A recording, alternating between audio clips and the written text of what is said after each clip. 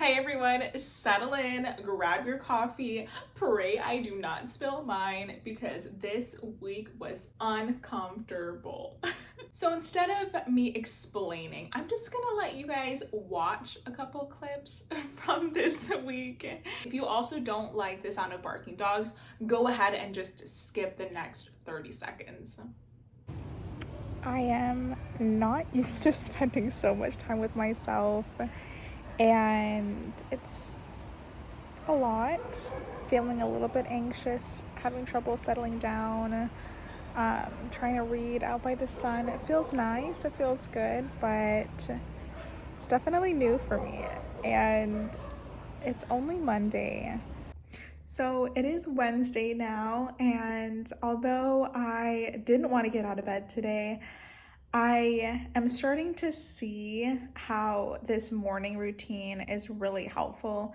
Getting up and having my breakfast, dedicating some time to my self development, going out in the sun, taking a walk. It's been really helpful for me just to find like a baseline of like where I'm at and help me get moving so that I'm not just staying in one place. So it has been challenging to find the motivation to do it, but once I get going, once I get moving, I find it very helpful. And especially starting my day off with my needs and dedicating it to like myself has been really helpful. But it is interesting to see how like trauma just like sprinkles in everywhere. So today has been a little bit easier, but the last few days, you know, I really struggled with like being comfortable within my own self. And I just wanted to kind of talk about that a little bit. So, when you have a variety of different like things that have happened to you, your body goes out and tries to find something to be anxious about, um even if you don't have anything to be anxious about. So for an example, like I don't have much to be anxious about at the current moment. I mean, other than my cancer diagnosis, whatever, but that's actually not what I'm anxious about. My body started to try to find ways, or my mind started to try to find ways to be anxious about things that were like completely out of the normal. Like, I started feeling anxious about, like, oh my gosh, if I'm healing, is my insurance no longer gonna start to continue covering my therapist? Like, it is wild how your brain will just start coming up with things to, help you continue to stay in this state of anxiety if you don't check yourself. It is absolutely wild, but I'm starting to notice today that I'm becoming more aware of it. Like, I feel within the last few days, my body has just, and my mind has just reached for everything to try to cope and avoid like me actually inner reflecting. Like, it went to depression, it went to trying to sleep, it went to trying to be anxious, it went to like I had nightmares, like I was up all night last night, and it went to just places where I was just like, I don't know if I could do this, like this like hopelessness, even the feeling of like, eating, right? Like it went towards like, okay, do I need to start controlling my eating again? Like habits of like back when I had learned that in middle school of how to like cope with stuff. Like my body and mind has been grabbing for things, right? And I think finally today it reached a point where it's stopped grabbing for things, which is nice. And I'm hoping it continues this way if I stay on track. Again, this morning was rough, but I think once I got out of bed, I think I started to realize like, okay, once I got into the routine, I felt more comfortable and my body is no longer at a state where it's constantly trying to resist, and it's simply just allowing. So that is good news.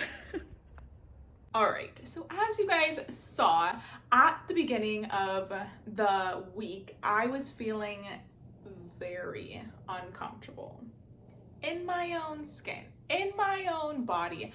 I don't know how to describe what that really feels like, but it's almost like you put on your clothes in the morning and you're like, this doesn't feel right. Like, this is uncomfortable. I don't want to wear this, right? But you have no choice. You have to wear it all day long, feeling uncomfortable. And that's what it felt like.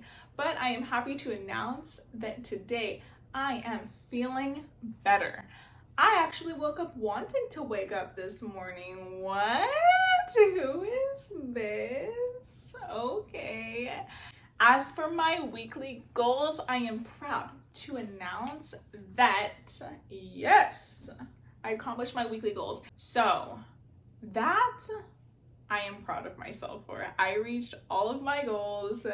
Now through that, I want to talk a little bit about the question from last week. So last week we talked about what does it look like to be my authentic self, right? And I think a lot of that with me revolves around expression, right? So I am a fiery person. I'm kind of like bubbly, I guess is what I've been told.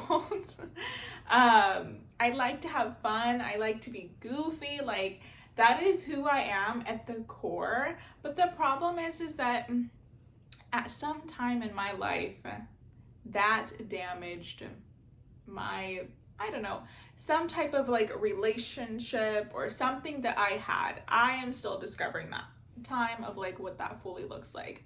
However, therefore, I put up a coping skill or coping defense mechanism, that's the word I'm looking for, defense mechanism to make me feel better about something that I went through. And now I don't just outwardly, I don't know, present my goofy self or my more outgoing side. Like, when people typically get to know me, I'm pretty reserved, and I stay reserved for quite some time, I would say. The only people that really get to know my true personality are the people that are closest to me. And so I kind of want to change that, which brought me, again, if you haven't picked it up yet, it's time. Boundary Boss, let's go. I was reading the first chapter in here, okay? And basically, let me tell you what I learned about myself. So, like I said before, that part of my personality at some time needed to be suppressed due to minimizing danger or avoiding conflict, right? Which is what, she talks about in the book, or it's perceived, really. It's not like real danger. I'm not like running from a lion. Like, it's perceived danger, maybe socially, right? Maybe feeling like I was misunderstood, or maybe that's the truth, actually. I'm like, maybe it's the feeling, no, like that's the feeling, or feeling like I don't fit in, right? So I think that was the biggest ones for me, is like feeling misunderstood, feeling like I didn't fit in. And so you put on these like masks, right? Or not even a mask all the time, but more just like, yeah, no, it's a mask. Like, let's be real. We put on a mask to like avoid conflict or like perceived danger. So that perceived danger might just even be like embarrassment, like in your societal group or in your social group or at school or at the workplace, like wherever, right? It could be shame, it could be embarrassment, like whatever it is, it's minimizing your danger. One of the things for me that I have a big thing with is fear of disappointment, which is what I wrote down. So I have two fears. One of them is, well, three actually. The core reason is like, I don't want to be misunderstood, right? That's the core reason. But I also have this fear of like disappointment, right? So I don't want to be seen as like insensitive. That's something that like I wrote down. I don't want to speak up all the time and then feel like the other person thinks I'm like not compassionate or empathetic or whatever it is, right? and then later on become resentful for the fact that like I've expressed my feelings to these people or whatever, I'm doing all of these things for them and they don't care or they don't appreciate it, right? I think a lot of it is like we do things for other people and then we don't feel appreciated and then we become like resentful, right? But it's like we're kind of just overly giving to, or I don't know, over giving ourselves to people that maybe don't deserve it or are not giving back, right? Relationships, friendships, everything is a two-way road. Like it should never be a one size fits all. Like I'm in a one side only track, if that makes any sense. You know, it's a two-way road is what I'm trying to say. And then the other one is fear of rocking the boat, okay? So any of you who have grown up in a city or a family that was a bit chaotic, you could probably relate to this, all right?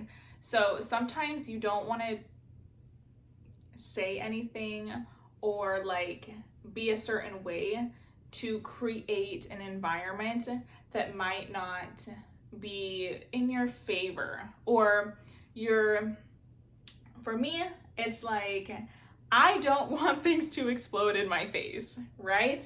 If I'm triggering other people's emotions, that is too much for me, right? Like I'm already in this fight or flight state the majority of the time. Thankfully, I feel like I'm getting better, okay? But so if I have to deal with anybody else's emotions or like explosion of what might come across from it or conflict, I'm like, no, count me out. Like that is not for me. Like I do not have the time, I do not have the energy, I do not have the mental space to deal with that, right? So I don't want to deal with people's emotional immaturity, right? So I just tend to shut down, right? But the problem with that is that I'm not communicating my needs. I'm not communicating how I feel. Like I shut down, and then the people that are actually emotionally mature enough to handle the situation don't even know about the situation. And that's not healthy, right? So with that being said, it's okay, right? If you are feeling these ways, like myself, right? It's okay. And I think that's what I'm really learning this week, is just to sit with myself and know that it is okay. It's okay that I put up these defense mechanisms, right? Because now I can start to see them and now I can start to work through them, right? And that's the most important thing. A lot of times people see them and they freak out and they're like, oh my God, I'm a mess, which has happened to me before. But also, when you see them, then you're like, oh, okay, now I know that my feeling of discomfort is temporary, okay? Temporary. And that alone will make you feel better, just as it is. So thank you for watching. If you made it this far, if you want to continue to watch my journey, click that little button down below and come back on Sunday, and I will see you later.